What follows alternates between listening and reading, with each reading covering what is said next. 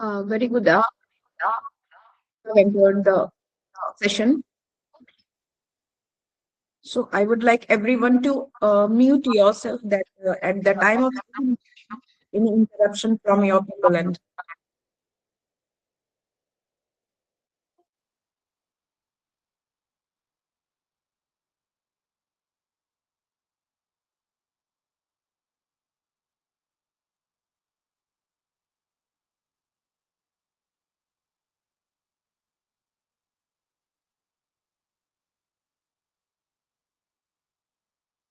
So we will wait for the members to join this and then we will start it up. So by the time we can introduce ourselves also to each and everyone that we should can interact with each other before starting the session.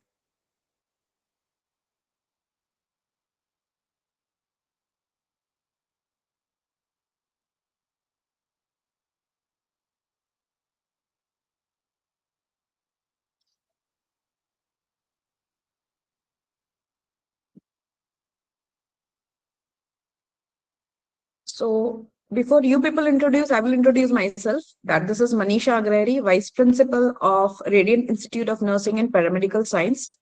So I'm hosting this today's session. So definitely we will try to learn many more things day by day.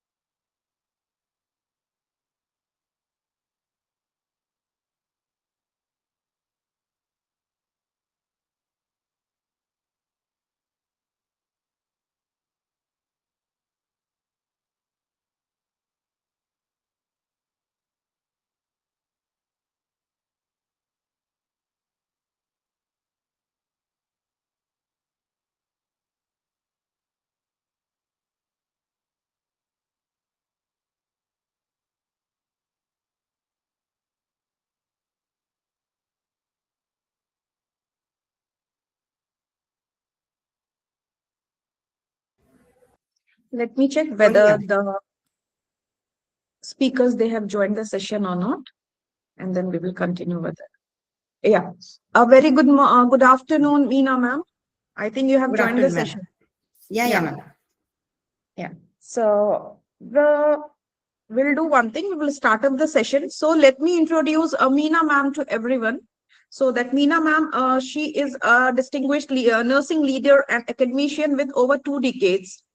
And she's having the experience in the healthcare sectors. And currently she is serving as a head of department for nursing research and education or at the College of Nursing, Government Medical College, Nagpur. And even she holds the degree of PhD in nursing, that the specialization is pediatric nursing.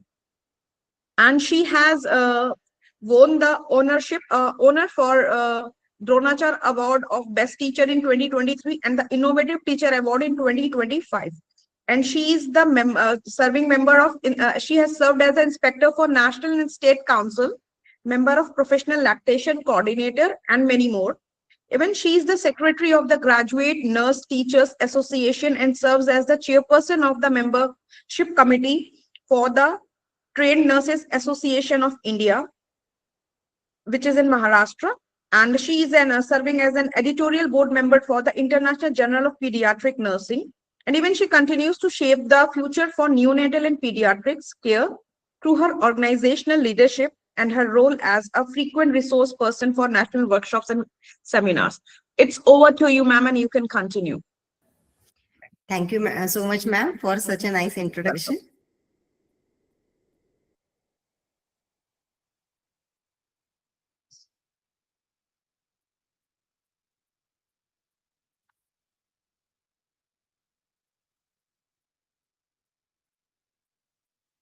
Ma'am, it's not possible for me to share. You have to give me the permission. Okay, okay. I will ask the technical team to permit you, ma'am.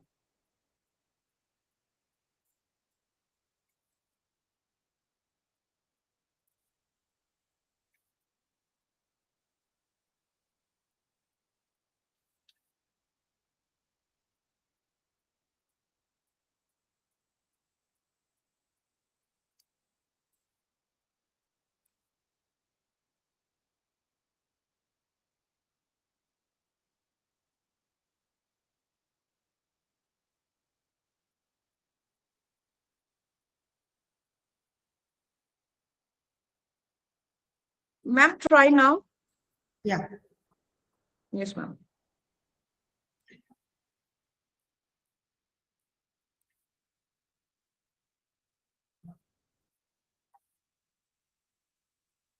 Yeah, is it visible, ma'am?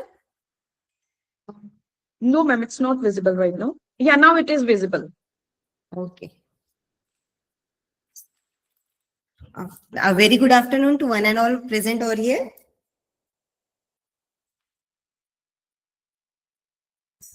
Myself, Dr. Meena Pagarwar, as ma'am has given the introduction. So, welcome to Faculty Development Program. Everyone knows the title given to me is Ideation and Gap Analysis. That is finding a research niche and crafting a compelling title. Everyone knows that selecting a research topic can be feel like a standing at the edge of an expansive ocean with a countless waves and ideas crushing around you. And the challenge lies not just in the choosing any specific wave, but in finding that the resonate deeply with you, your interests, and you have fully explored. This journey begins by reflecting on what truly captivates you, what questions keep you awake at the night, what issues tug you at your heartstring and ignite your curiosity. So this is the motto behind the faculty development program. Just a bit. So in this way, as you see this slide, it has the magnifying lens by which we explore the things, and based on that magnifying, when we explore the things, we find out the areas to be explored. Based on that, we study, we analyze, we explore, and we come to a very innovative ideas and all that things. So that is the beauty of our research. Why in the health research sector, always when we go for publication, we find that the research paper fails. So what is the reason behind to fail that researches? The first is the repetitive topics. Many studies repeats, that is the knowledge, attitude, all that things. So the question has already been answered. We are not going to take that questions. No any population method or context is explored. We have to take that in our research so that we come with some novelty. Second is the weak or unclear gaps. When we find the gaps, that gaps, what exactly is missing in current knowledge is failed to explore. Then why this missing knowledge matters is also we have to keep in consideration. Third is the overly broad titles. Means that the broad title signals that poor conceptual clarity, weak research design, difficult in indexing or discoverability. And the last is the poor judgment alignment.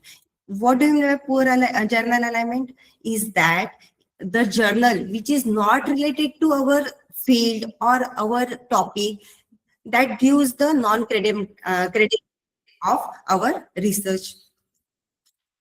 Then come to next, that is the building of your research identity in health science. That is the most important area that gives you the successful research who become the specialist, not the generalist. Instead of trying to address everything in the field, strong researchers follow the narrower their focus, build depth, become recognized authorities. For example, if we see the starting point, neonatal care. Neonatal care is a broad clinical area with hundreds of competent researchers.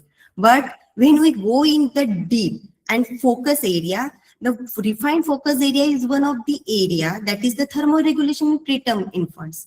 That is the specific one to focus. In this way, the researcher has the build his own identity by focusing on the specific area. That way, the research gives you the shift results, that is clear expertise, better funding alignment, stronger publication pipelines, and higher citation rate. In this way, you become a specialist in research. Just wait.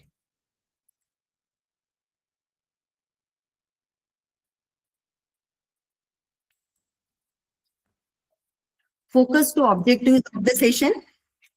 The first is the identify your research niche. Second, locate your research gap. Third, convert gaps into the titles. And fourth, avoid common pitfalls.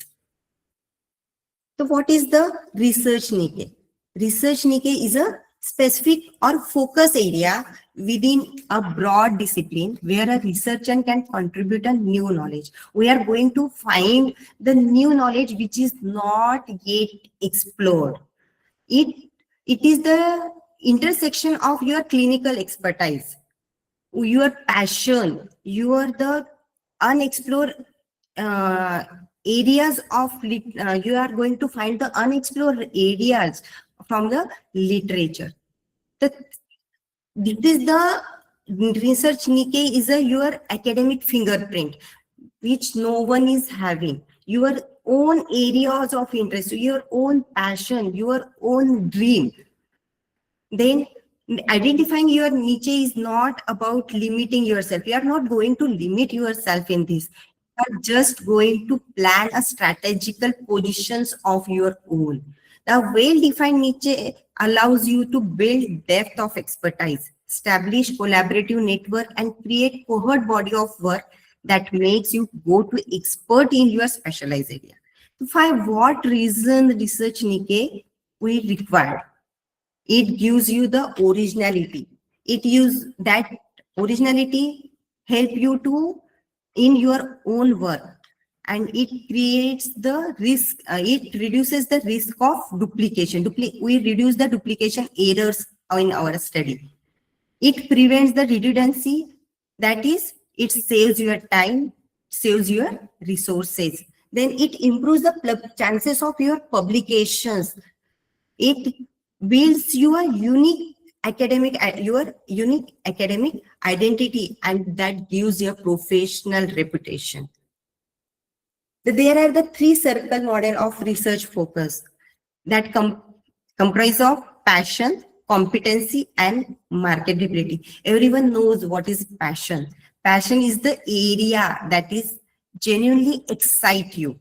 Competency is your skill, your abilities, and marketability, it is the resources, available resources. When we find our area, we have to merge all these three circles together to generate a new area for the research. So what are the steps to find out the research niche?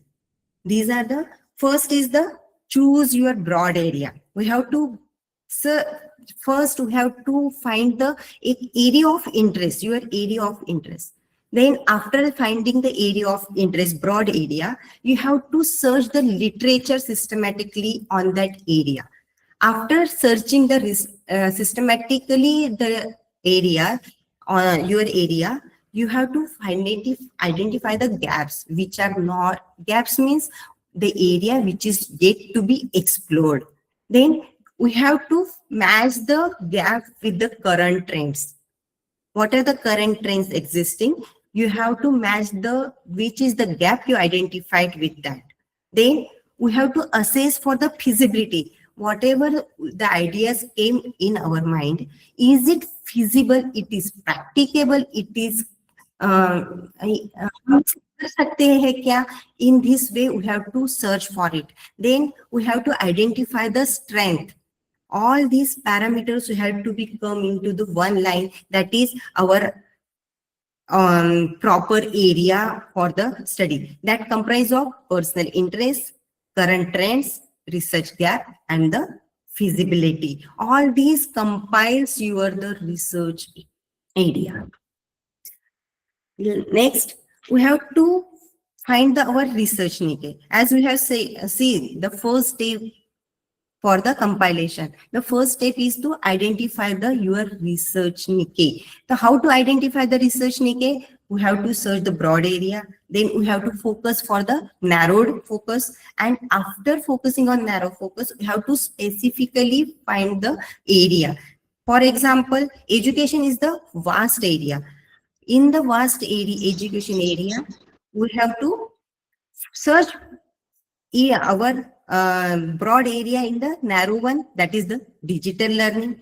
In the digital learning, we are again finding the unexplored area, that is the digital learning and its relationship with the first generation student.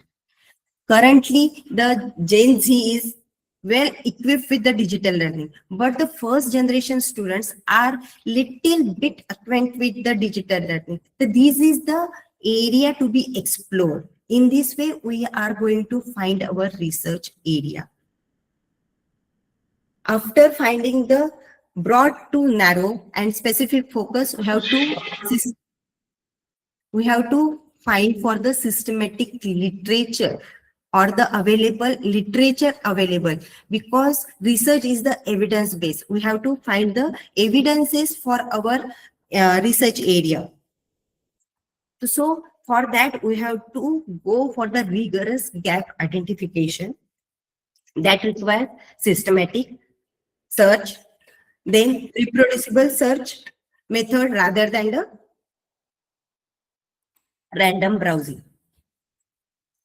Then a comprehensive literature review that comes under the what we use that the advantages of comprehensive literature review is the prevent miss studies, it strengthens your rationale, it demonstrates thorough scholarship to reviewers and funders, because of if your study is having the base of systematic literature, it makes you more capable for applying for the funding agencies or for applying for the reputed general publication, because you have the strong base for your studies.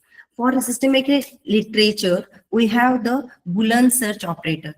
What are that Boolean search operators? That are the and, or, not. You are going to learn this detail in the consecutive lectures, but just for the introduction purpose, and means only result that contain both keywords we are going to search, or we are giving the options A or B. We can use the both.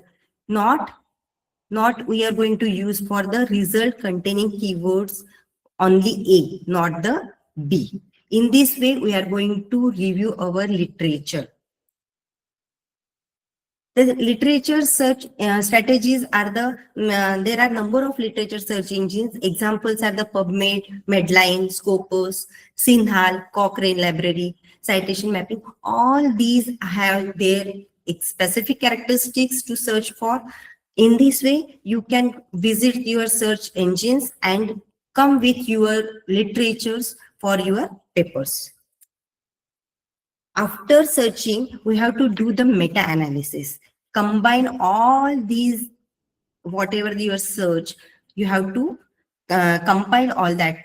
That gives you acknowledge limitations and explicit call for the future research. After your all the data you gathered after the literature search, you come for with the conclusion that the limitations and explicit which are for the future research available.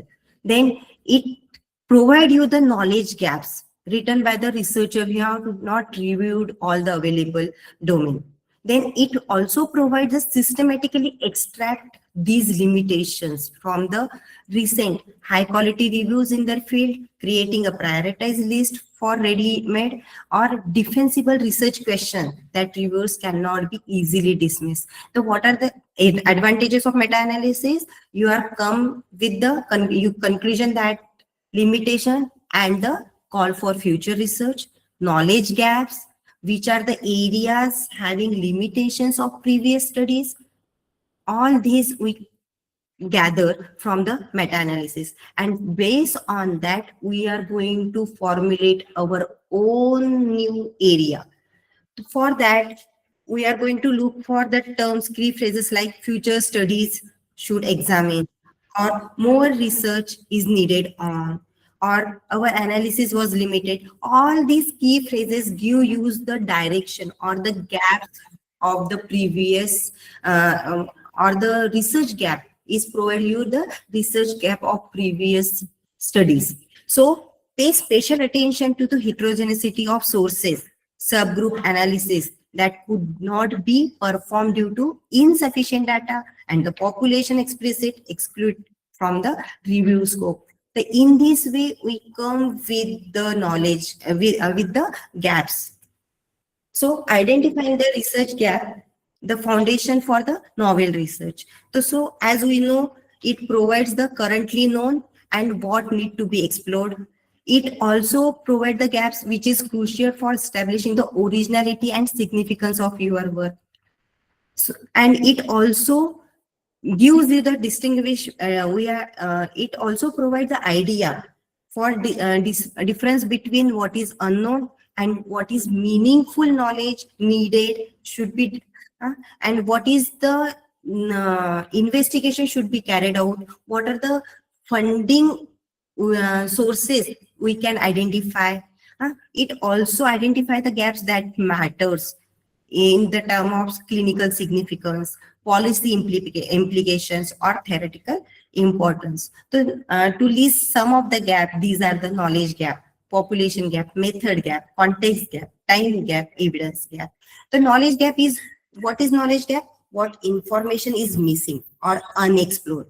Are there unanswered questions about mechanism, relationship, or outcome? These all comes under the knowledge gap.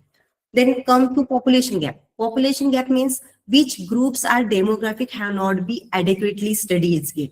Do findings from one population generalize to others? All these comes under the population gap. Method gap means what the research approaches, tools, or technologies have not been applied to existing questions. Whatever the area we have identified, what are the missing methods or missing interventions should be carried out for that problem? It comes under the method gap. Then the context gap. Context gap means which the settings or the environments or the culture contexts need to be investigated. Do interventions work across different healthcare systems? All these comes under the context gap. Then the time gap. Time gap means what needs current examination or longitudinal follow-up, or have the circumstances changed since original research. Means time to time some parameters changes.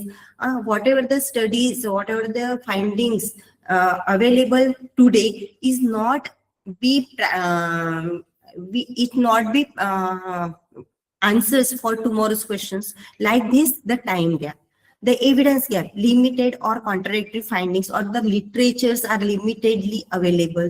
The specific interventions results are not available. Specific outcomes of the studies are not available. All this comes under the evidences gap. To list more of the gaps, There are many more gaps are there, uh, like geographical gap, theoretical gap, then application gap, then measurement gap, policy gap. There are the number of gaps. Depends on the type of your research study. You have to find your own gap in the literatures available. These are the some of the examples of real world gap examples in the health. First is the evidence gap. Some of the sepsis treatment protocols are developed and is tested for the intensive care settings. But these settings are same for the general ward.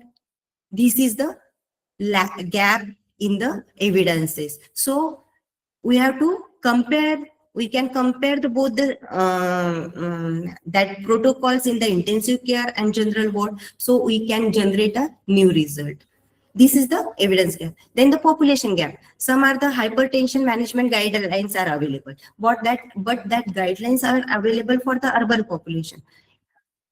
Urban population guidelines are not we cannot be applied for the rural population. For application of the that guidelines in the rural population, we have to do the research, comparative study for between the urban population and the rural population, so that we come with some findings that what are the changes required in the guidelines. That this comes under the population gap. Then the methodological gap. Methodological gap means the post-surgical recovery assessment typically relies on the periodic clinical observation and patient self-report. But this type of clinical observation and patient self-report is not be feasible, every time feasible. So we can find the continuous monitoring via wearable device, the recent trends, the digital tech with the use of digital technology. So in this way, we can be find the gaps in the articles available, and we come up with some new technology or novelty in that area. Next, understanding the current research trends. Current research trend means which are the, we are always, when we talk about something new, we think about the what are the current trends, what are the market rates, like that things. So research trends represent the emerging or increasingly popular areas. What are that popular areas? That is the artificial intelligence in clinical decision making, then the mental health interventions or resilience, digital learning and telehealth delivery, sustainability in the healthcare system, inclusive education or health equity, patient safety and quality. These are the hot topics. Why this is the hot topics? Because if we can approach for the funding or the quality publications. These are the topics which are easily acceptable by the all the publications. Why this current trends matters? Because it gives you the increased relevance to competitive challenges. What are the current challenges? It gives you the solution for that. It improves the funding chances. It attracts the impact general, as I already told you. Then it creates the opportunity for you for development of new policy for the impact purpose. Moving back to next, matching gaps with trends. We have find the gaps, we have find the trend. Now we have to match both the trends and the gap in a perfect formula. The formula for that is good Nikkei is equal to interest plus trends plus gap and plus feasibility. So for the practical example like this, the current trend is the AI in education. That is the hot topic just we have seen. Gap is the limited research in rural areas. AI is very much acquainted with the urban area. But what about the rural area? The rural people are more far from this technology. So this is the population gap. When we combine this trend and gap, we come with the result that the AI-powered learning tool for rural education. In this way, we can come with the new good Nikkei or new research area for our research purpose. Now, converting your research Nikkei into your research problem. We have come with the research Nikkei. Now, we have to convert our research Nikkei in the research problem to find the to develop a problem for our research study. So, research problem is a clearly articulation of what is known, what is unknown, and why it matters. So, in this way, just an example like online learning has become widespread in education. To summarize the knowledge and the current practices, what we know, what is unknown, it is a little is known about rural teachers' specific challenges. When we talk about the online learning, but the the teachers working in the rural area, they are having some challenges for the online teaching program. So in this way, this is the unknown area. So why it matters? Because these challenges can improve the support system and outcomes. So in this way, when we collaborate or when we merge all that things, these things, that is what we know, what we unknow, and why it matters, it gives you the your problem area. That is the principle for this is the your research problem should be defensible, should be significant, and should be feasible. If you can't clearly articulate why your study matters, or the reviewers and funders won't be take you granted. Then what makes a great research titles? When we come with the problem, we have to make our research title a great, something new, something novel, so that we can be our own, create our own identity. For that, the research title is your first impression and marketing tool. Just like we have to sell our something, we have, if we come across with our patent and we have to sell, so we have to market our tool. So in this way, you have to market your research title so everyone attracts to your research title. So for that, we with for marketing tool, or you to create your first impression, the research title should determine whether the reviewers, editors, or funders and the future reader engage with your work, or just they read and go back. Whenever your research title you publish, it must be have the ability to engage the readers. Then your title appear in the database searches, grant reviews, and citation list it must be important. For that, the what are the key characters should be compiled in your title? That it should be clear, means easy to understand at the first glance. Then it should be specific, means precisely defines the scope of your research. Then it should be short, concise, yet comprehensive.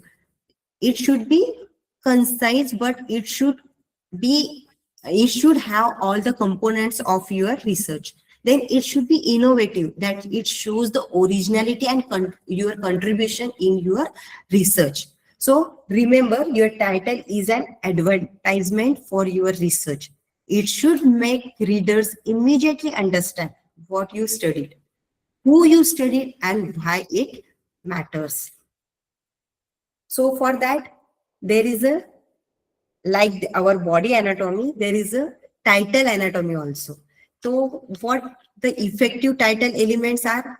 Specific intervention. It should include the specific intervention or exposure.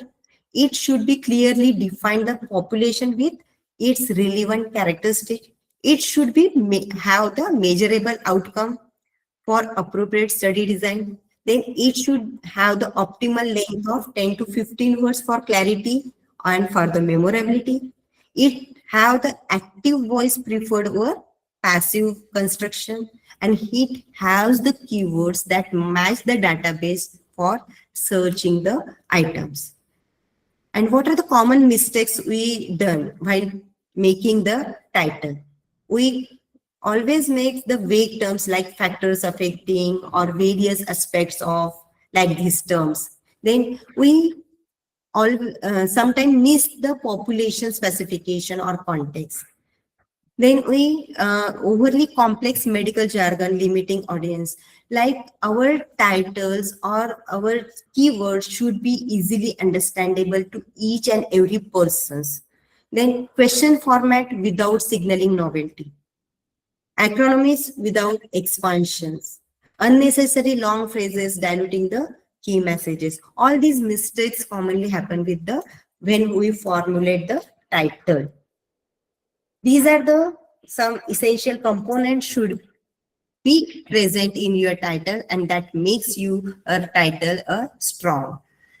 All you know the Picot format, that is a population, intervention, comparison, or uh, in a comparison or something like content, then outcome and the type. In this way, the population means the who or what being studied, on whom we are going to study or what we are going to study. Then the context, where or in what setting the or in which condition we are going to do the research.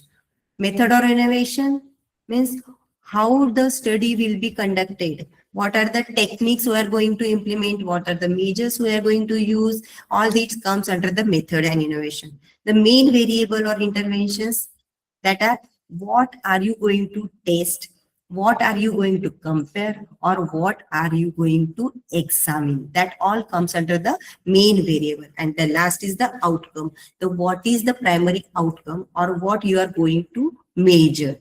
All these are the essential component for your title. And if your title is comprised of all these components, then it gives your title a strongness. So again, tips for crafting the strong titles: you have to use simple, accessible words. You have to use the key variables. You have to add the innovation or current trends, trending words. Then you have to file your population. You have to keep it between 10 to 15 words, not more than that. You have to make every word count. What are you going to avoid? Complex technical words. Excuse me.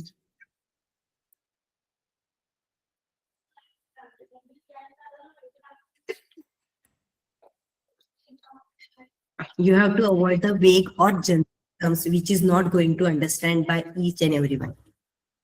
Then you have to also avoid the unnecessary filler words. You have to avoid the overly long phrases. You have to avoid the ambiguous languages. And you are not going to miss the population or the main context of your research.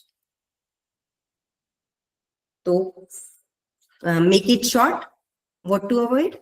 Too long, too vague, too technical, or the missing key elements. All these before making the final title. There are the 4 types of research titles. The first is the descriptive, which describe what is being studied without indicating the relationship. For example, teacher perception of online teaching. This is the example of descriptive. Then the analytical. Analytical shows the relationship or the effects between two variables. Example is the impact of online teaching on student achievements. There is a comparison. Then the third is the method base. Means we are giving the VR approach. It highlights the research approach or the methodology which you are going to use in your study. Example, a mixed method study of online teaching. Then the innovative base. Innovative base means it emphasizes the novel approach or emerging trends. Example, role of artificial intelligence in personalizing the learning. These are the all 4 types of research titles. In this, the analytical and innovation based titles generally perform better and convey greater specificity. So you have to work accordingly. These are the some examples of health research titles. The examining After examining these both statement and question formats, it helps you to illustrate how different structure communicate research scope, population, and contribution. The first statement is the declarative findings. Early mobilization within 24 hours reduces ICU length of stay in mechanically ventilated patient. As we have come across the all the components of research title, just you have to find out all the components are present in this title or not. So this format works well when you have preliminary data or a clear hypothesis about direction or effect. It provides means early mobilization within 24 hours reduces the ICU length. It gives what you are going to test. It also specifies the intervention, and within the time frame it also provides you the time frame, that is within 24 hours. It also gives you the idea of population, that is the mechanically ventilated ICU patient, and the measurable outcomes also, that is the length of stay reduction. So this is the strong title. The strength is that is conveys the confidence, it performs better in searches, and it immediately communicates expected findings. That is the example of declarative statement. What about the exploratory?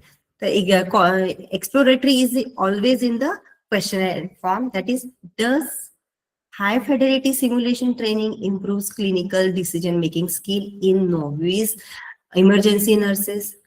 This is the type of question title. Question title are appropriate for generally exploratory purpose when testing competenting hypothesis. So this example clearly defines the intervention. That is, what is the intervention? High fidelity simulation. What is the population? Noise emergency nurses. And what is the outcome? Clinical decision making skill. So this is the strength that is appropriate for exploratory studies. It signals open inquiry, and it also works for the pilot investigators. So these are the some of the examples in the form of statement format or question format which we can form for making our title. After the examples from research Nikkei to title, we have identified the research area Nikkei area. Then we have already seen for the components of the title how to formulate the title. After forming that, these are the current trends in which these are the current all areas we have the scope to explore. In that, first is the education area, then the nursing practices area, then the some of the, as I am the belong to child health department, the development means the psychological area. These all the current trends and the current population and the context we have to explore. These are the some this gives you some ideas for the novelty, for some innovations like this. Then the common mistakes and how to fix them. While formulating the title, we sometimes make some mistakes. So how we are going to fix them? The first is for example, the first is the study on teachers.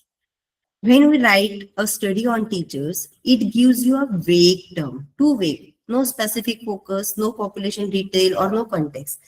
It tells the readers almost nothing about what actually being investigated. So how you are going to fix it? We take some of the specific focus area for the population of teachers, that is teachers burnout problem. So how we are going to fix it? Teachers burnout in hybrid learning environments. This is the mixed method study. This way we can fix our problem. Then second is the comprehensive analysis of implementation and effectiveness of various digital learning methodology.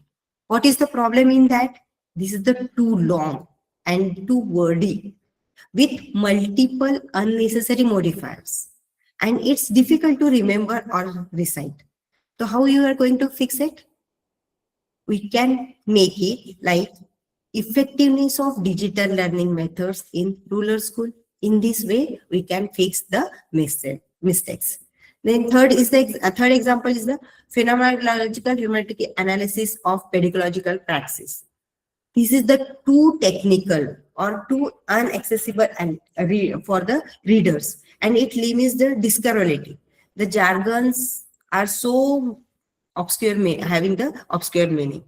So we are going to fix it by making the simple statement like understanding teaching practices through teachers' narratives, a qualitative study. In this way, we can remove our mistakes and we can fix for by proper titling. This is the title quality checklist. Before finalizing your research title, you have to ensure that your title should meet all the essential criteria. A strong title opens door for publication success and capture the reader interest immediately. So you have to make your own checklists, which is systematically and check it before submitting any research proposal or manuscript. So what are that contains? First, reflect. It should reflect the problem. How it you are going to check? You have to access for, does your title accurately represent the research problem, the gap, and the question you want to address? Second, you can your problem attract the readers immediately, and can your problem is immediately understandable to what issue you are going to investigate. In this way, your title should reflect your problem. Second, it shows the innovation. How to check the innovation?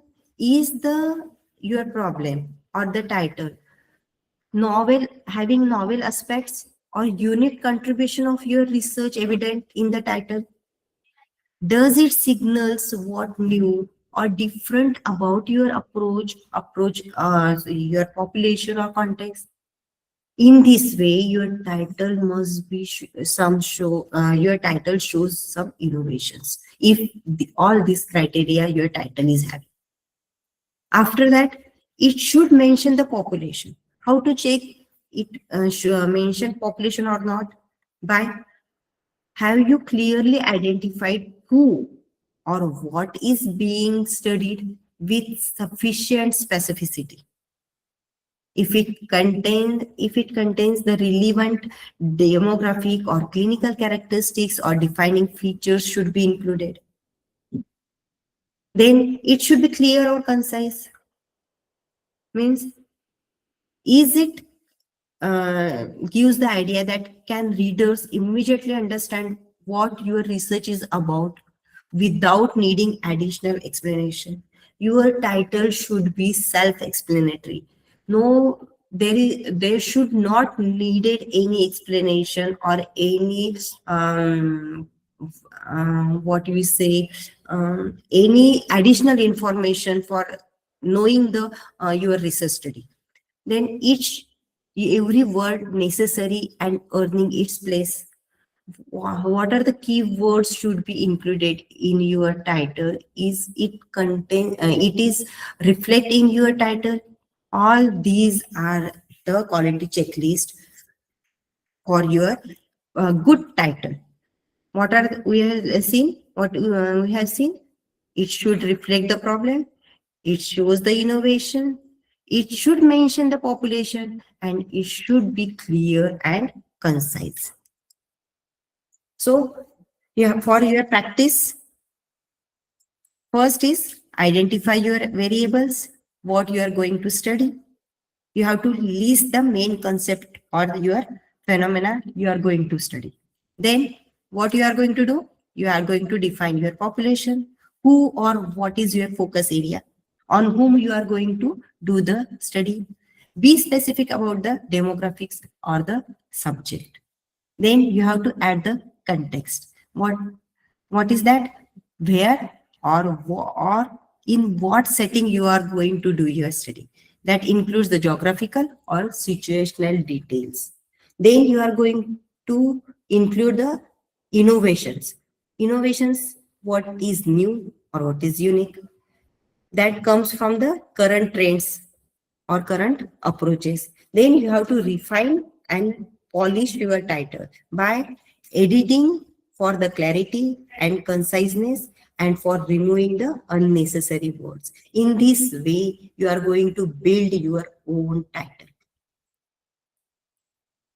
These are the some current priority so that you can apply for your research funding and all research publication, all that things. So understanding what funders prioritize helps you align your research interests with available resources and maximum funding success.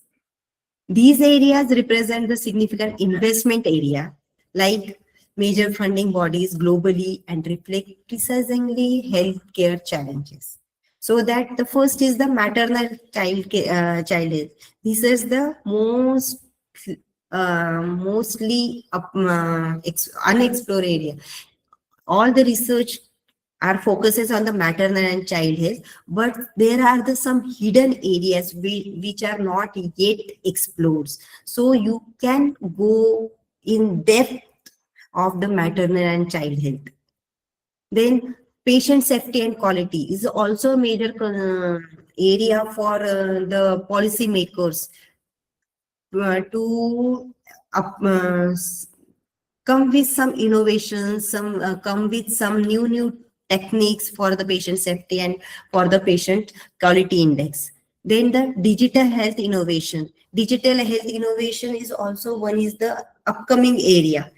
So in this is also one of the area for current new innovations like that. Then the mental health services, the current stress and burden, all these are the issues hampering the psychological status of the each and everyone. So that this is also one of the major area for the research.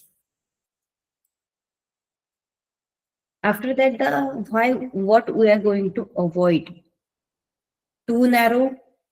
The your problems should not be too narrow, so that we have to see it with the microscope. It should not be too broad, the like the ocean, and it not be zoom big topic means which is not understandable.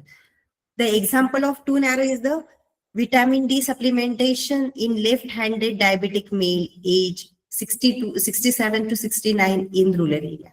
Why it fails? Because the sample size is impossibly small. The findings coming after the research study, we are not going to generalize these findings. So no journal can accept your title or your research work. This is the example of too narrow. Then too broad. Example, factors affecting healthcare outcomes in chronic disease patient. Chronic disease patient, there are a number of chronic disease patients. This is the too broad area. So why this fails? Because it contains the undefined variable, multiple disease process, and there is a impossible scope for the single study. In this way, this is the too narrow and this is the too broad. Example of too narrow and too broad. Zumbi topic means examples. Basic hand hygiene compliance studies. These are the Zumbi topics means basic hand hygiene compliance study. These are the commons, basic hand hygiene. There is no novelty in this topic. Generic job satisfaction survey. This is also there is no novelty, no innovation. This is the all the everyone is going doing on this area, research doing on this area. Then the correlation studies of well established association. Some of the studies like this which are not having some review of literatures, so these comes under the zumbi topic. Means these are the no novelty, no dozens of similar studies, or having some minimal citations. In this way, these type of researches you have to avoid. When we are forming the title, we are to focus on the ethical or practical alignment. You are going to you are going to study about the ethical issues in later on yeah, sessions. To list some of them are time bound constraints. Whatever study we are going to conduct, that study should be fulfilled in that time frame. Before framing your research, you have to decide the time frame.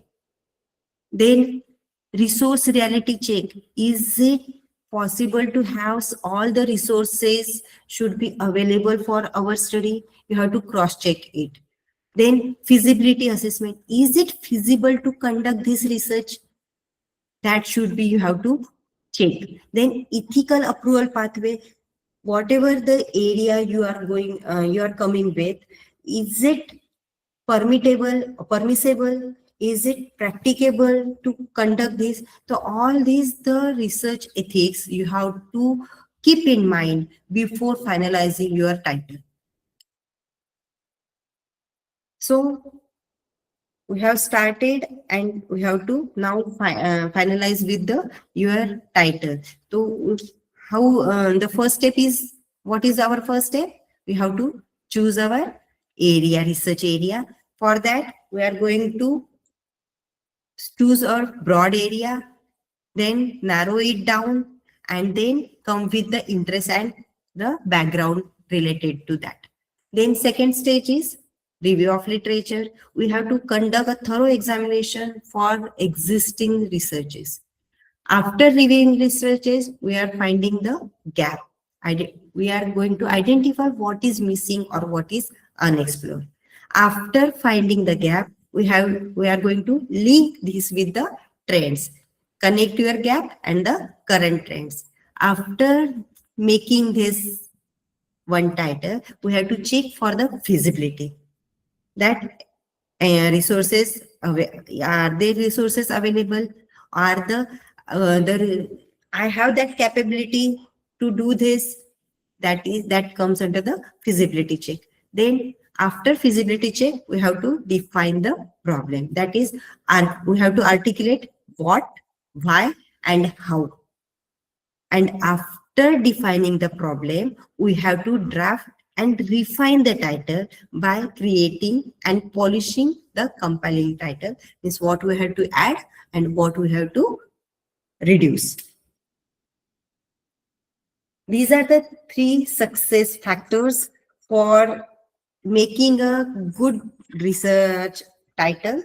So for that we have to needed what we have to needed: continuous reading, then critical thinking and trend observation.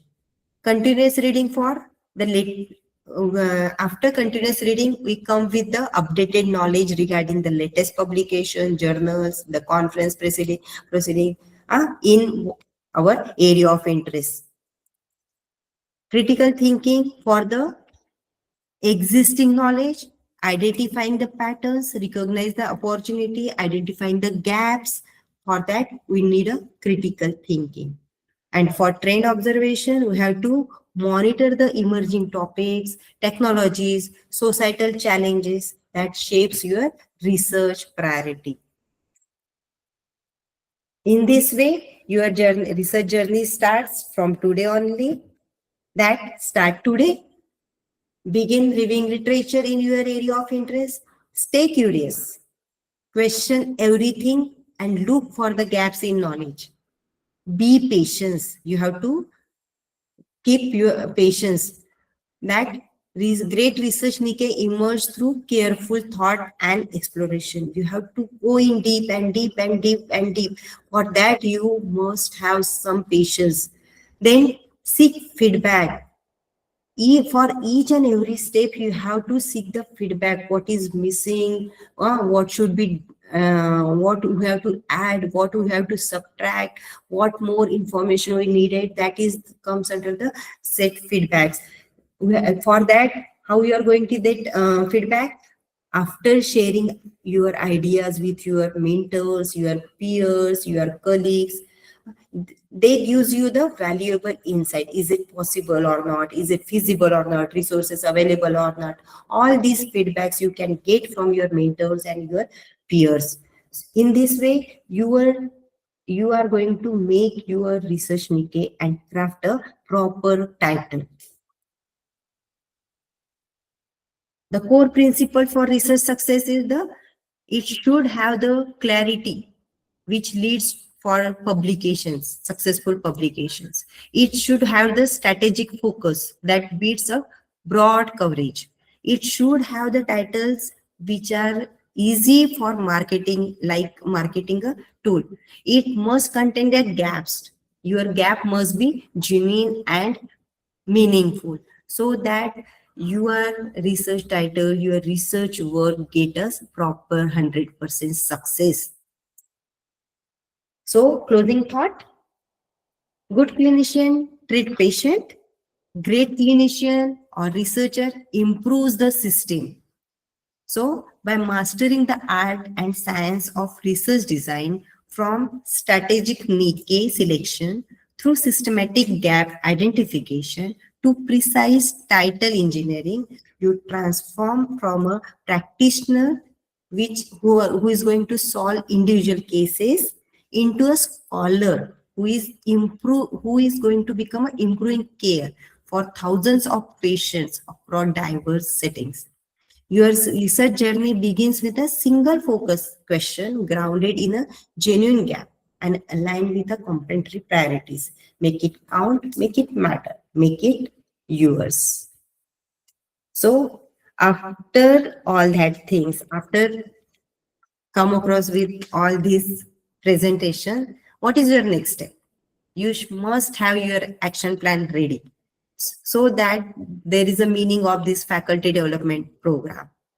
So what you are going to do in this week, you have to identify the 3 to 5 broad areas, then begin systematic research literature review on these areas, and after that, in the next 2 weeks, you have to read 10 to 15 recent articles based on your chosen area.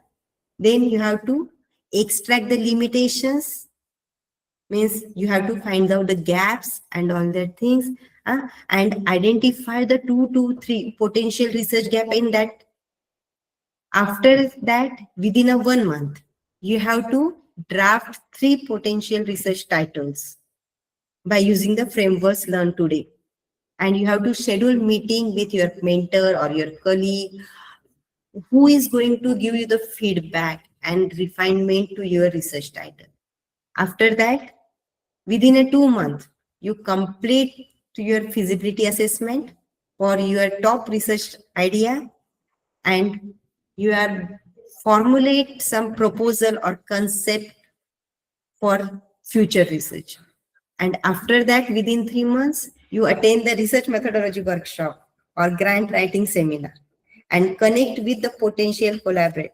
Submit your first research proposal or the first publication. In this way, you have to prepare your action plan. Sorry. Are you going to follow this? Definitely, ma'am. If you follow today on, you start from today only, then only you are going to become a good researcher, or you are going to come with some good research work. Okay, so thank you very much for your commitment to research excellence, and your commitment also improve patient care and advance nursing sciences. So we have covered today the essential foundation for finding your research niche and crafting the compelling titles. Also, you now have the ability to framework your title. You identify the tools and the strategies needed to begin your develop focus, fundable research that makes a meaningful contribution to your field. For that, you have to remember Research success is built by step, not a once glance. You have to study hard and you have to be patient. Over years of sustained efforts comes a one good research.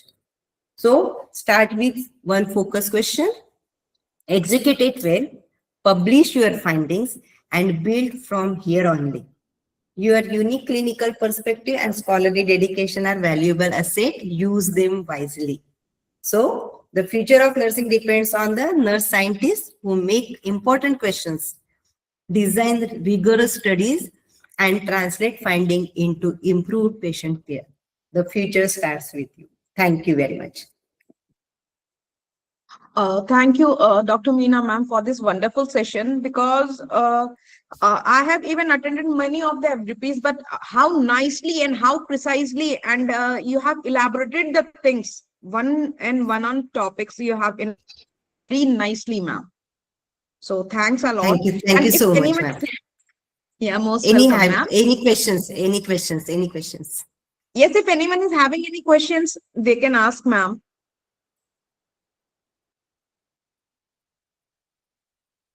Because If anyone, already all the faculties having the basic knowledge, yes, they ma'am. this is the faculty development program, and just we have to actually this is the discussion part. It is not faculty development program is the like a discussion part. It is a two-way process, but for online purposes it's not possible to have the discussion because there is a Yes. chorus while in the online process. That is the limitations of these presentations. So if anyone having questions, most welcome. Does anyone having any questions to ma'am? They can ask.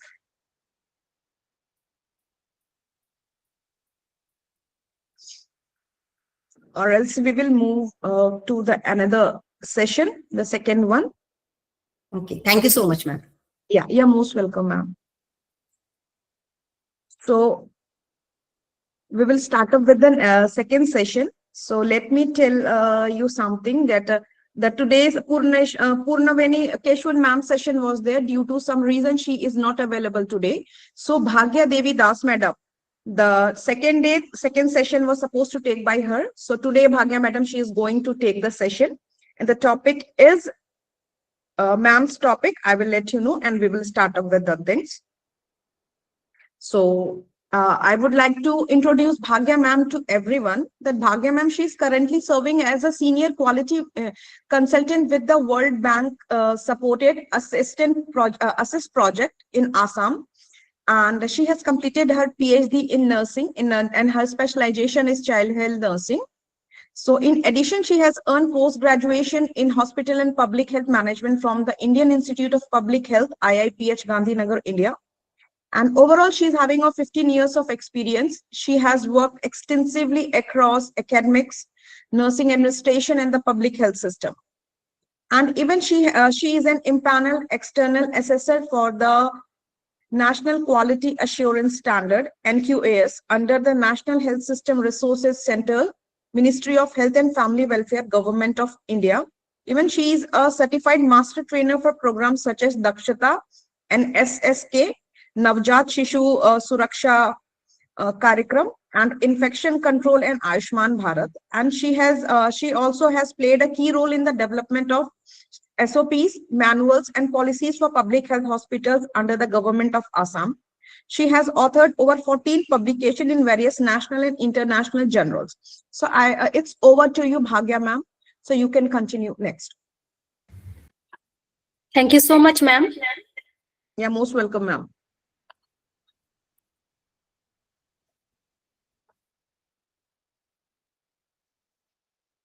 Just a second, my voice is having echo. Echoing, yes, ma'am.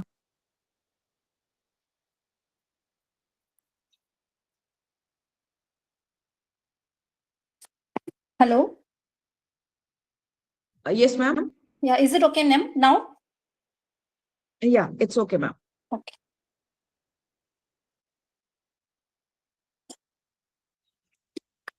Ma'am, kindly allow me to share my presentation. You have to make Yes, me ma'am, sure. Yeah. Yes, ma'am. We did it, ma'am. You just check it once.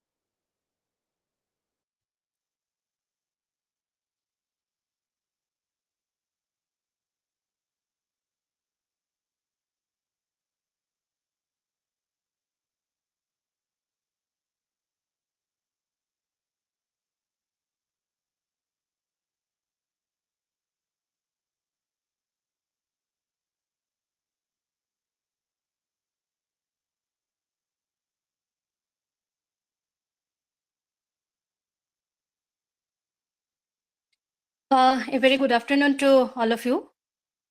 And thank you, Manisha ma'am, for a beautiful introduction of me. So today my assigned topic is data storytelling. As it is a faculty development program, and I hope many of the faculties have joined, and we are aware of what is the data storytelling means.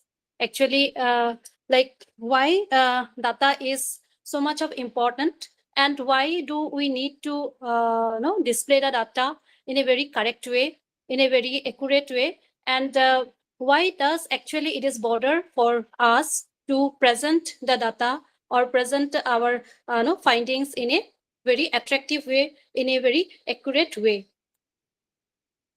So when we say about the displaying of the data, it is, yes, it is bordered very much. It matters very strong, because when we present the data, it is mainly the data what we collect from the studies, that may be symmetrical or normal distributions data, or sometimes many times we miss some values, or when sometimes it may be coding problem while collecting the questionnaires, while collecting in the tools. And also many times we have to also see for applicability of the data. Like applicability means like testing of the data. Many a time we use parametric test, non-parametric test. Okay, that the examples of like t-test, chi-square test. So whether it has been done correctly or not. So all these things it is going to be discussed. And in the outline means throughout the presentation, it will be discussed like the storytelling, data storytelling, why it matters, what is the meaning of the like data visualization, and what exactly or why it is so much of important to visualize our data, and what are the methods, what are the different type of methods we usually use to visualize or display our data. Like there are different kind of charts, there are different tables, and how we are going to present it, how we are going to use in our while preparing our articles or journal presentations, and how can we write the summary of the each chart, and how we can narrate the findings and all this. So as we know that what is the meaning of data, right? So data is something like it is a raw facts, figures, symbols. It is a something like it is an observation, or it can that represent the details of something that is existing as a numbers, text, images. It may be sounds or any other forms which become meaningful information when we organize it, when we process it, when we analyze it, or it supports the decision making, problem solving, and innovation. So while talking about the data, as we know, all of us, we know that data is nothing but a kind of raw material of the statistics. So we may say that that is a data is a number, or it's a kind of figure, or it kind of facts. So it can be generated from the measurement or counting. We may get the data from many ways. We may get the data like from the surveys, from the interview, from any recorded data, if we want to do any retrospective data, so we have to go for like previous data, previous records of the hospitals, or maybe from the community, from maybe from the institutions, right? Or we can also get the data from like experiments, or maybe any kind of external resources, like from the reports, from literatures. So, and there are very various ways of collecting the data. So that data is nothing but a kind of raw material, right? So those data we have to analyze by using some statistical test, by doing some analysis, by putting them into the Excel sheet, right? So after analyzing only, we have to display it with the help of some charts, then no, the graphs, all these things we can use it. So what exactly meaning about the data storytelling? So it is a combination of data analysis with narrative techniques. So once we collect the data, so we just cannot put the data like that way, right? So if we have to process it, if we have to like write our the findings, so that for that we have to analyze the data. We have to analyze the data as per the accurate the statistical test, and after analyzing the data, we have to give in a shape. That means we have to narrate, we have to explain the various the techniques we have to use to communicate what is present inside the data, right? And by using some statistics to form a compelling story with characters, with its context and conflict to drive understanding and its action.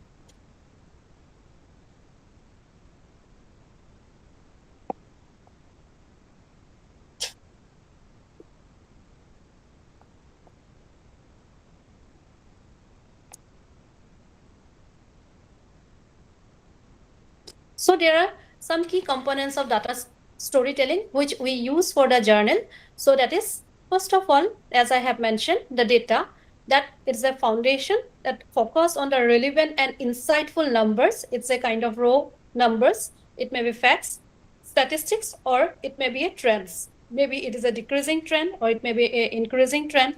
For example, there is a patient footfall. No, there is an increase from January to December. There is a decreased trend of infection rate of a particular hospital, right? So this kind of like data we have to collect first. Then is the visual. So after collecting the data, that data we have to now analyze. After analyzing only, that we can display in the form of maybe chart. We can use the bar chart, we can use line chart, we can use pie chart, right? And also there are the maps. It is no, that can illuminate the hidden patterns and support our explanation or narrative of the data or the fact what we have gathered. Then narrative, that is a compelling the story with context, a clear point of view, and a logical flow, that is from the beginning till up to the end, that connects the data to a meaningful. So these are the four things. Actually, it combines the data storytelling. First of all, we have to know what kind of data we need, and the data will be depend upon the problem statements.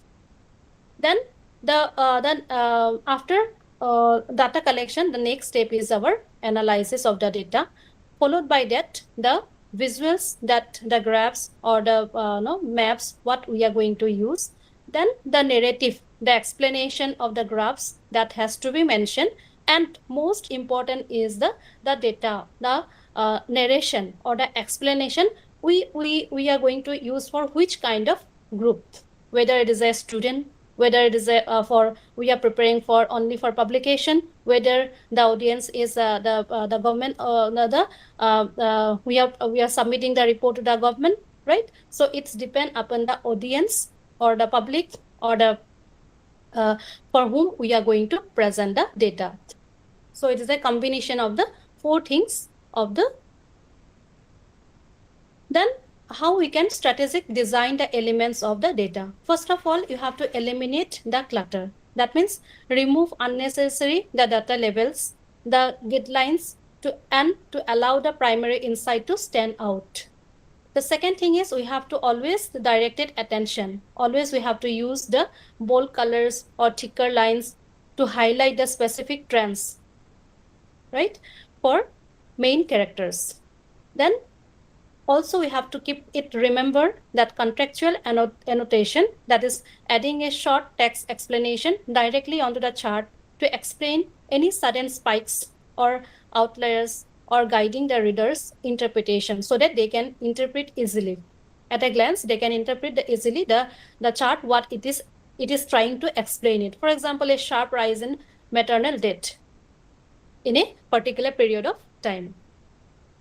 So there are some examples of numerical raw data. So when we collect the data, we can use like no, if we are collecting the data like or we want to see the heights of a particular group of students or in a class of students, the height will be measured something like that way: 160 centimeter, 172 centimeter, 168 centimeter, 155, 180, 165. So this is a kind of raw data when we are when we collect the data as a then the daily temperature recorded in each hour. Suppose we are maintaining the temperature, room temperature, if you want to see in the maybe in the hospital or maybe in the some areas like in labor room maybe. So the temperature, it will be like the it is shows like 29, 30, 31, 33, 32, 30, so 28. So it's a kind of numerical raw data that we can collect. Then observational raw data, it's something like when we collect the data like from a classroom attendance, if we want to see whether how many students are present, how many are being absent, how many are late student. So this kind of data we can say as a raw data. So how can we form into a storytelling from the raw data? For example, student performance. So data may be collected like for from their marks like 45, 50, 70, 85, 90. So how we can visualize? So those kind of data we do not need any analyzing. So visualization may be with the help of bar chart that may show the marks of each student in the bar chart. And how we can interpret the data, that most of the students scored above average, but 2 students are struggling and may need extra support. From this data, we can narrate the story like that. For example, like attendance in the school, that is like Monday, if we see 80% of the students are present, Tuesday 85 students are present, Wednesday 90%. So during this data also we can visualize with the help of bar graph. So how can we interpret this data? Is student attendance improves in the midweek, and also suggests that Mondays may need engagement strategies. Another example you can also show here, like healthcare example data, like hospital footfall suddenly increase in the weekends. For example, in Saturday, when we collect the hospital footfall data, we have found that 50, 65, 19 in the weekends. So this kind of data how we can visualize with the help of bar chart or maybe column chart. And interpretation, we can interpret like patient visits are peaked on Wednesday, indicating the need for more staff during those days. As we know, the data, why when we are collecting the data, it is not only for like just to present in the journal or to only present in a group of people. Also when we do a research problem, we want to see the fact, or we want to see the like problem areas, so that we can work on it in a, or we can solve the problem in future. So why this storytelling is so much important?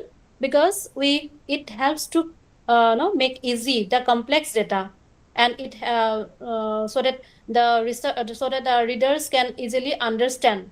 So when we collect the data, from the field, when we collect the data from the census, when we collect the data in in the, so it is a very complex, because a very large number of tools it has been used to collect the data from the field in the survey during the survey time. Also, it is very complex. So it is very it is not easy to understand for the the audience. So that's why actually data analysis and the data display is very, very important. So also it helps in the decision making, as I have mentioned, like only we are not present, we are not collecting the data only to present in the journal, or no, it is also helps the decision making. It also helps in the problem solving for the administrator, for the authorities, right? And also it helps the engaging in the to the audience, and it turns numbers into insights. So there is an example. So it is a overall performance of health system ranking. So this has been collected from a report of Ministry of Health and Family Welfare. So where it is showing the state ranking according to their performance. So when we see this paragraph, we have to read so much, right? The paragraph and a paragraph to understand actually what it is trying to say inside the inside, or what is the result. So if I want to no, read it like among the 19 larger states, 4 improved their ranking while 5 states deteriorated in their rankings from base year 2018 to 19 to reference year 2019-20, and 10 states retained their base year 2018 to 19 ranks. 3 out of the 8 smaller states improved their rankings, 4 deteriorated, while 1 retained its base year 2018-19 rank. Compared to the base year 2018-19, 4 UTs improved their rank while the rank of 3 UTs deteriorated in the reference year 2019-20. Assam made the maximum improvement by improving up 3 ranks from 15 to 12. While on the other hand, Andaman and Nicobar registered the maximum. So while reading also, it is very difficult to understand actually what it wants to say from this result. So that's why if no, visualization is always better when it is reflected by using some no, visuals. So the same thing, only what it is explanation is given in the previous slide. The same thing it is trying to present with the tabular form, where it is showing like category.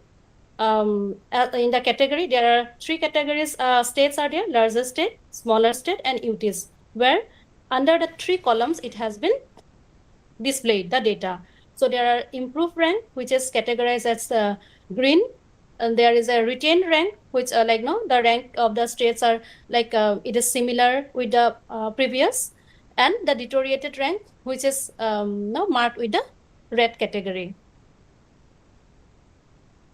So these are the steps of storytelling with the data. First of all, we have to identify our story. What questions are we want to answer? What is our problem area, and what is the current situation of that particular problem? And second is how we are going to collect the data. Why the data is most important to collect, and what am I trying to achieve with the data? What I am going to do with that data? The third is the be aware of your audience. As I have mentioned, who is your audience? That we have to find out.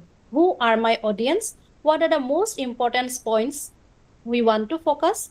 And what level of detail that like to expect or appreciate? Then fourth is transformation of the data into visualization. So how you want to present your data by using chart, by using graphs, or any other answer to question. Then the fifth is the generate your insight or narration. Answer why questions of your visualization, and what one is the thing that I want my audience to know, or what they are going to do with my data. What is their benefit? So data visualization is the presentation of the data in a graphical format. So it is a transforming complex data into meaningful information.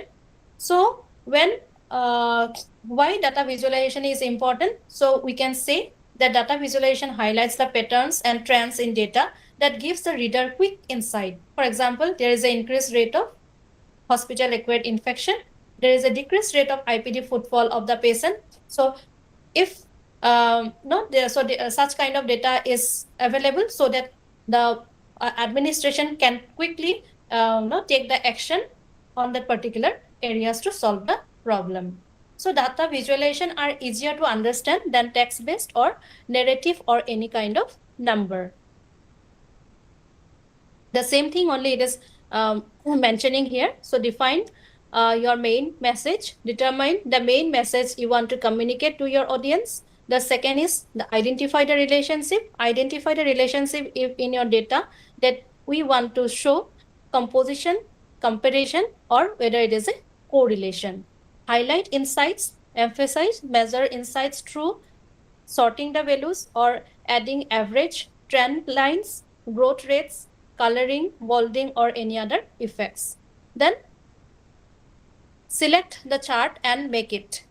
Focus on the most important variables of data, select the chart, complete the analysis, and also create the chart. So now come to the next, that is how we are going to display the data after analyzing of the data with statistics or any other kind of test. First of all, the tables. So table is very clear.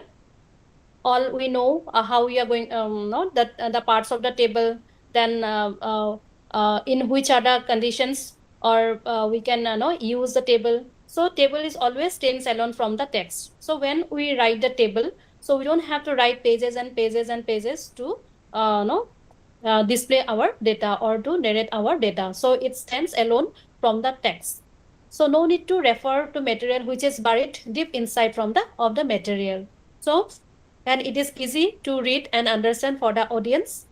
It is systematic and logical arrangement of data in the form of rows and column, as we know that no, it is respect to the characteristics of, with respect the characteristics of data.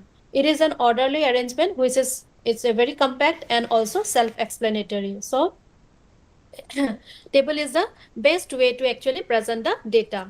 So these are the parts of the table. As we know, the when we make a table, this always we have to consider, we have to remember the table number should be there. There should be a title of the table. The table has a body part where we can see the column will be there, then row will be there, right? And the bottom of the table there will be source node. Okay, so from which the table, the content what is written in the body part, from which source we have got the data, and also the footnote which I will explain the what is inside the body and inside the body part of the table. So all of us we know these parts of the table. So when we make the table, we have to always remember this part should be always complete. So there is an example of the table. This table has been taken from the Planning Commission of so it is showing the inflation rate of the economy. So the category here is like showing the advanced economies, emerging economies, and G20. Then in the different countries, in the at a glance we can see here like year wise what is the inflation rate. And if we want to compare our state in India, we can see the inflation rate in the year 2010. It is very high. It is double digit. It is 13.19. So where we can also see there is a negative inflation is in some of the countries like in USA, Japan, right? So that means in the table we don't have to explain many things. At a glance we can see with some data the whether it is a increasing or whether it is a what is the trend actually, right? So it is very easy to actually understand for the audience. So there is another example of table which is from my state, that is ANC registration trend, which is showing in the one of the district and the health block, and as part of facility wise, where it is showing the 2014 and 2015 from April to September there is a how much is the ANC registration trend. So in the in the last we have seen that as a result or analysis there is an increasing or declining. So where we can see there is a negative, that means decline, that is from 2000 in 2025 there is a decreasing trend of ANC registration what was done in 2024. So on the basis of this, so no the now the strategy will be taken by the administration, so to increase the ANC trend, right? So in the so that's why if we have to write this thing from the for particular health block or particular district, so it will need more and more paragraph to write if we are going to write for each and every facility. But when we are putting this numerical raw data in one particular column or row, so it is at a glance we can see, we can very clearly we can understand what is actually the result. So that's why the table is very, very no. So the table, we know the differences between the percentage and total numbers and how these two statistics are used to interpret the results. So when we plot in the table, either we have to plot in the percentage, or we can also plot the actual numbers. Usually the percentages are often the most sensible statistic to use for comparing the different results. And also always we have to remember that with the numerical data, we have to be very sure that the groups in the table do not overlap. Okay, so we should not overlap in the like in the previous table that you have seen, that it has been categorized year wise. Okay, so there is no overlap in between, and that we groups are divided evenly for a equitable comparison. So always we have to look closely at the units and how they are presented in the table. We have to also be very careful and look at the way for the information is presented. So in the table, always we have to remember like how is the font size, how it is being presented, and what is the font color. So this thing we have to always keep in mind. Often tables are designated to downplay certain points while highlighting only the points that the researcher or reporters want you to notice. So table itself, as I have told, like there is no explanation of that much, but in the table that the particular no the content, the body, the footnote, source, so these things has to be mentioned while presenting in the table. So this is another kind of the chart, that is pictographs. So pictograph, this is a graphical based presentation on pictures mainly. It can be built up from the pictures almost any form, and while presenting to the pictographs, it is all the time it is accurate, popularly, but it is most of the popular method of presenting the the data display. And it is also we have to use appropriate symbols, right? So these are some examples of pictograph where it is showing that division 1 means class wise the student details. And also another like another pictograph, it is showing the coin size, right? So there is another method of displaying of the data, that is turn off faces. And it is a quite old method, but it is not that much used nowadays. So it was developed by Herman Chernoff in the year 1972. It is highly condensed data presented in a familiar and interesting way. It is useful for displaying several variables for each case, and different features of face present here in this method. We are going to use some the faces, and different faces has a different expression. But many times due to due to as it is expression is given by the face, it is many a time it is very not so easy to understand whether the what expression it is giving. So these are the some example, like the characteristics it is used, like his eccentricity, size, eye size of no the its eye spacing, eye eccentricity, pupil size, eyebrow. So this actually it is not so much used nowadays, but earlier it was used, and it each assigned one group has a some values. So now let's come up with the chart types and when we can use this chart type charts. So for the bar chart, stack bar chart, 100% stack bar chart, pie chart, line chart, aerial chart, combination chart, and scatter chart. So these are the some examples that we used in our data displaying, and we use in while preparing our articles.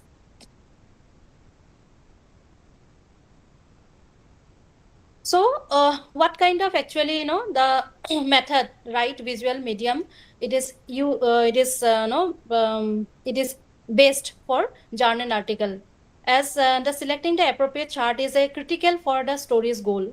So first of all, like line chart, it is ideal for showing continuous trend over time.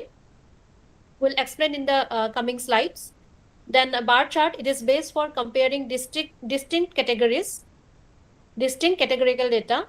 Scatter plots we use for showing correlation or relationship between variables. Interactive maps we use mainly when geospatial data is primary driver of narrative. So we'll go one by one.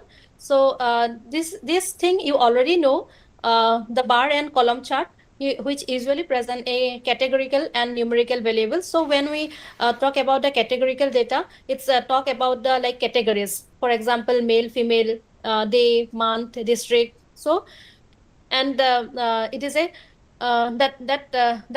categorical and numerical variables grouped in class intervals. So class interval has to be there. Then we plot the data along with frequencies or actual values, either in the frequency or we plot the data in actual values. So these are the types of bar chart. We use mainly the vertical bar chart. No, when we talk about the vertical chart, so it has to show some time series. It is a trend or no increasing or decreasing. So that can be used in the vertical chart. Horizontal is mean like we can use for more space for labels. And when we use horizontal chart, it is mainly like no categorical data we can present.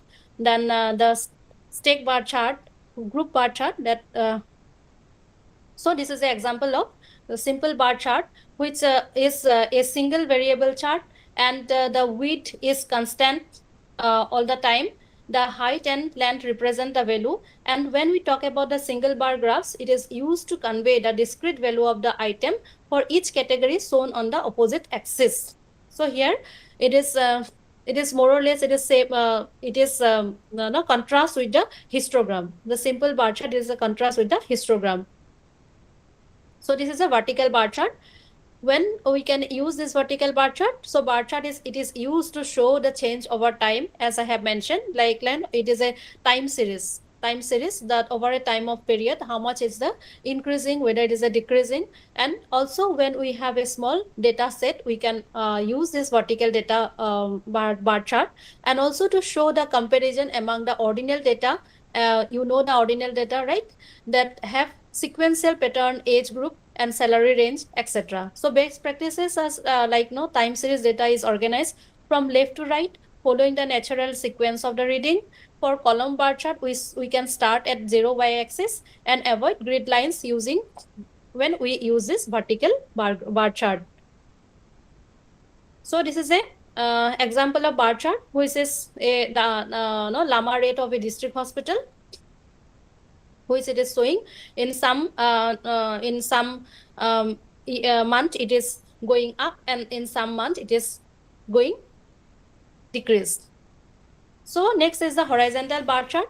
So we can use to display the nominal variables like favorite employment setting, NGO, consulting, government, etc. And how can we use this chart to sort usually largest to smallest, so that users can easily compare the data. When we compare the different categories, we can use the different colors in the horizontal bar chart, and always we have to avoid the grid line when we use it. So this is the data. When the horizontal chart actually we use when we have a lots of data to focus, lots of data to display, large amount of data. Then next is a multiple group and multiple or group bar diagram. So here it is a group or the cluster bar graph. So it is a 2 or more bar graph, which is combinedly display.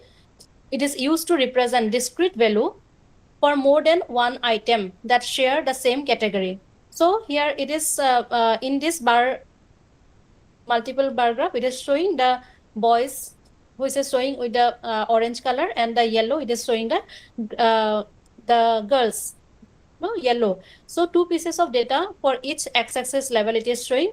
But this multiple or the group bar diagram, many a time it is confused with many pieces of data. So if we have like many pieces of data, it is and we use multiple or group bar diagram, it is not so much clear to the audience the reader to like analyze or to read exactly what it want to say, right?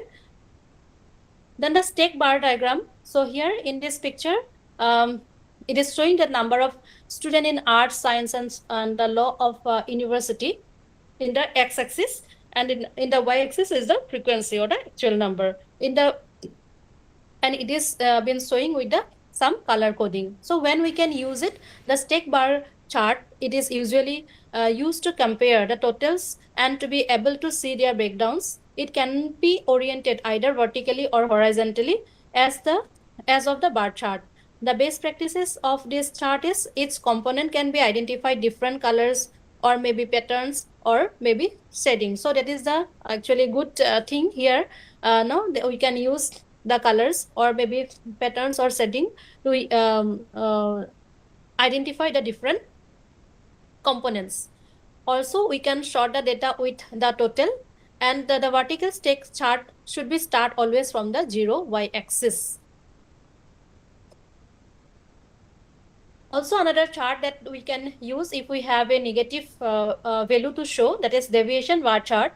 So in this chart, you can see like, there is a positive value in the year 85 to 86, where there is a negative again value, just 20% down, right? So it can be represent net quantities excess or deficit compared to a baseline, right? So negative bar chart, we can definitely show the how much we are deviating from the base results. So bars that divides up values of a numerical variable, such as the income, that should be equal in width for fair comparison. So when we say about the bar, so always the width of the width should be always equal in the equal. Always we have to be aware of the scales of the bar graph, that units in which heights of the bars are represented, and also to determine whether it's an appropriate representation of the information. We should not be assumed the information being presented in the graph represent everything you need to know. Be prepared to dig deeper if you want to know. So in the bar, so it is in the bar graph, everything it is not maybe represent.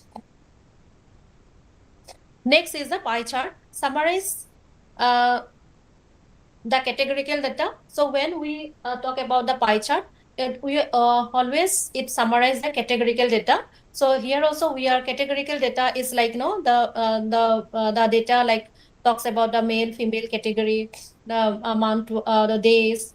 Then circle divide into segments in the pie. It is the circle is divided into some proportion or some segments. The area of each segment represent a particular category of the data.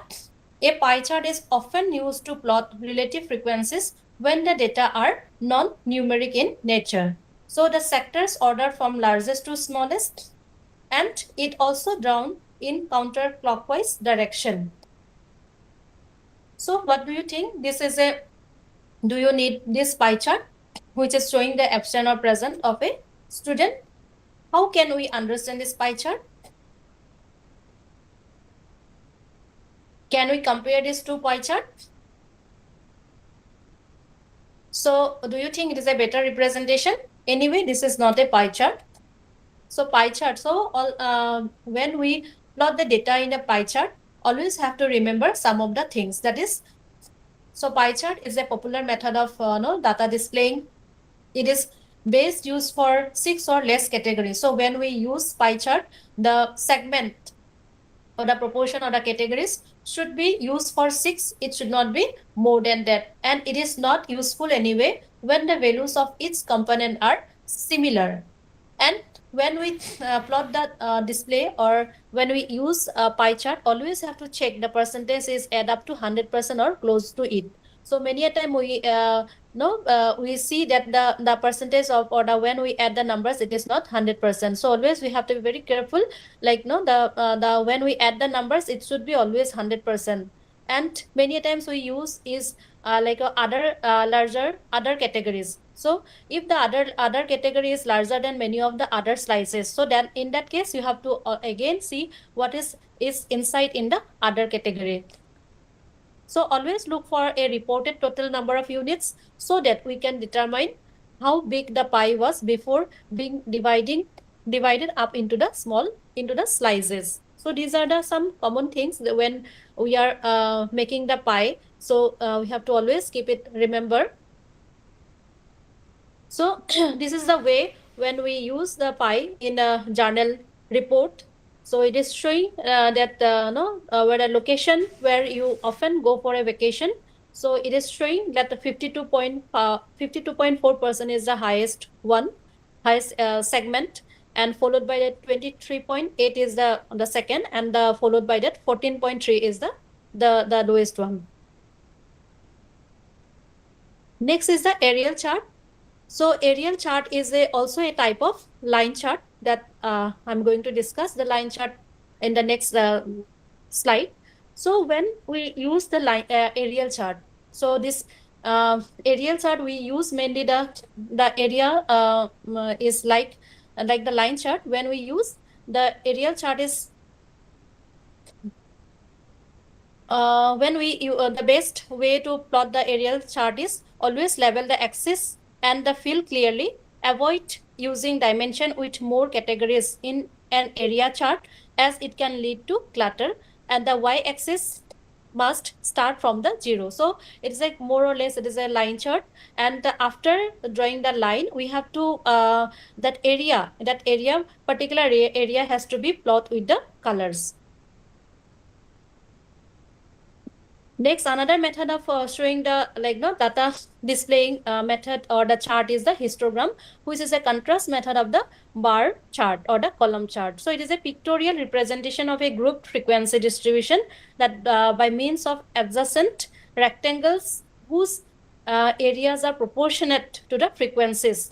So here, so this is the main differences with the bar chart. So here it is a group frequency distribution, but that means in the histogram there is no gap, but in the bar chart there is a gap in between the class intervals. So it summarizes the continuous data and it measured an interval scale, and also it looks like similar with the bar graph. So this is a continuous data. When we talk about the histogram, so always we have to use for the continuous data only, where the class intervals plotted along the x-axis and corresponding the frequencies plotted along the y-axis. The height of its rectangle is proportionate to the frequency of the class, and width of its rectangle is equal to the length of the class. So these are the major characteristic of a histogram. Next is our frequency polygon, which is we use the frequency polygon mostly. It is similar to histogram. The frequencies plotted against the midpoint of the class interval, and the points thus obtained are joined by line segment only. The polygon close to the base, and it is useful for comparing two or more histograms. So if we see this picture, it is where we are taking the midpoint of the class interval of each point, and we are joining the class intervals with the some line. So that's why it is similar to histogram. So that only thing is that the frequencies plotted against the midpoint of the class interval, that has to be joined with some line. So next is our time chart or line graphs. So time chart or line graphs also it is used to show mainly the decreasing trend or increasing trend, and it is mostly used in the if we collect the data in a large group of data. If we want to see the rates the surgical site infection rate, then patient discharge rate, then referral rate in some certain period of time, okay, in a over months and months or years. So those kind of increasing or decreasing trend we can also show with the help of the line graphs. So here we can examine the trends over a time of period. It may be months, it may be years, right? It may be days. Then in the x-axis always it focus on the time period of a time. It may be months, days, or it may be years. And in the y-axis, when we plot the data, it measures the quantity. It may be with the frequencies we can show the, or we can also plot the actual number or actual quantity of what we measure or what we found. Then the dots that represent its time period of the time what we have got the data. So data dots that are always connected. Okay, from one point to another point we have to uh, connect the data, connect the dots. So line chart, when we can use the line chart, are used to show the time series data trend over a period of time. It is a single variable time series data that changes a irregular intervals. And also it multiple line chart also we can use the multiple. When we use the multiple line chart, it is compare and contrast the different data series. In the second picture it is showing the multiple line chart, and in the first picture it is showing the single line chart. So the best practices are like multiple lines we can use, and we should label to help quickly identify the lines should have a different colors to distinguish or to focus.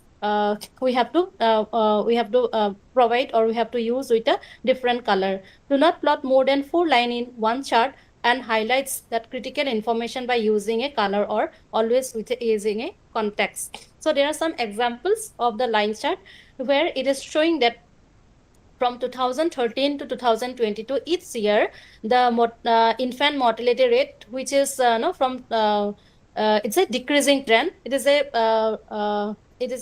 data series of India, and which has been published in the SRS journal.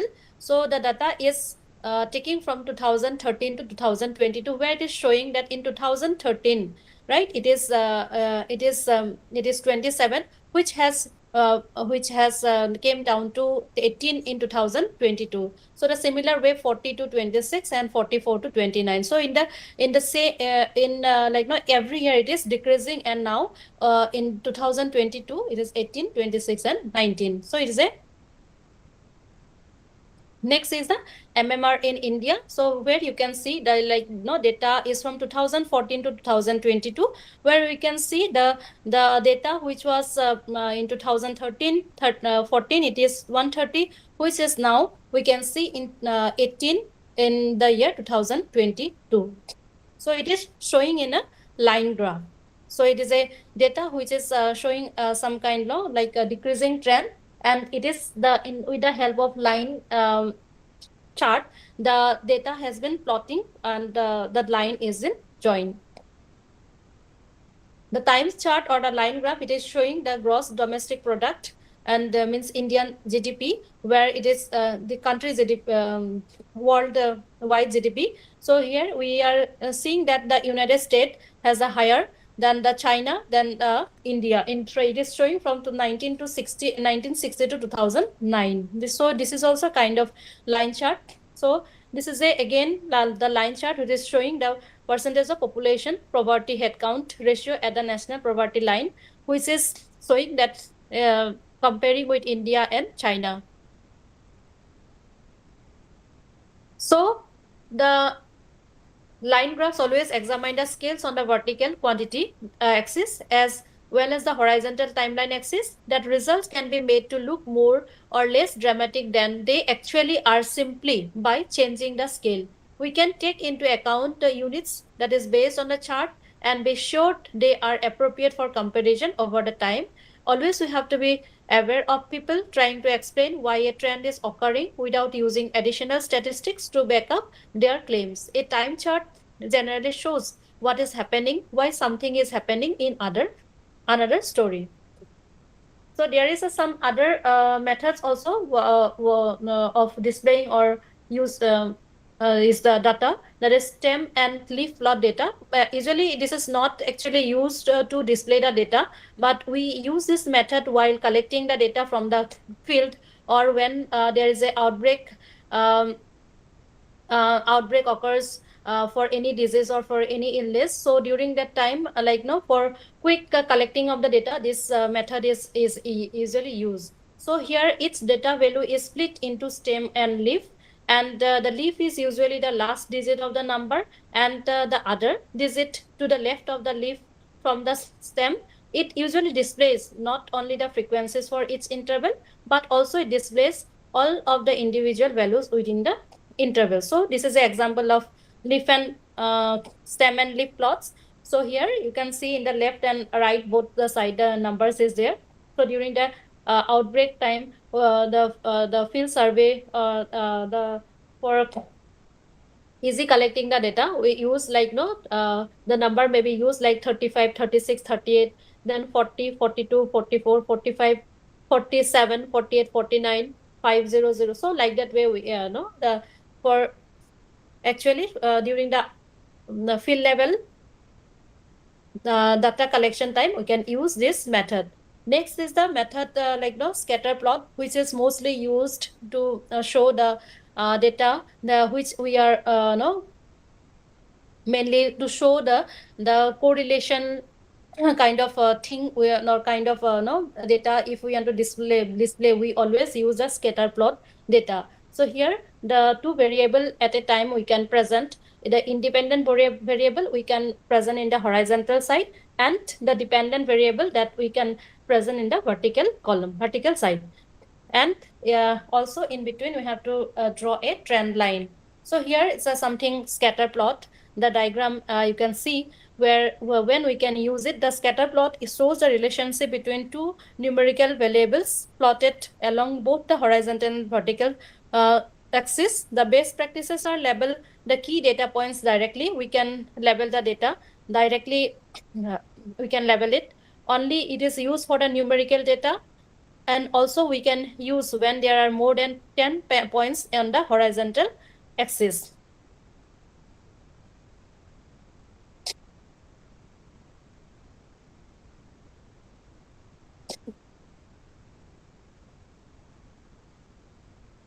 So till now I have discussed the why the data is so much of important to analyze, to know what are the various ways of know visualization of the data, and why exactly no it is so much of important, and how we can use the tables, how can we use the bars, how can we use the pie diagram, how can we use the line graph, and in which are the situations actually we can use the line graphs, which are the situation we can use the no the scatter plot. So so this much is from my side. So I thank you all for your kind participation.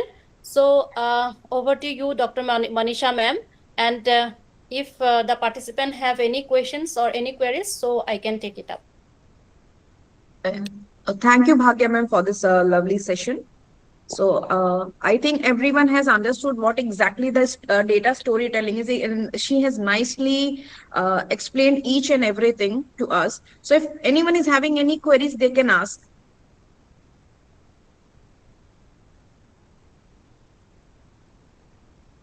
Does anyone having any queries?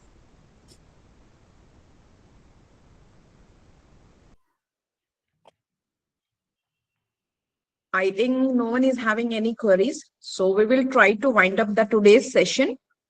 And I would like to thanks Meena ma'am, Dr. Bhagya ma'am, and all the audience, like those who have attended this session. And I would like to feel pity for those who have not attended the session. Hope next time they will be online for the sessions and all.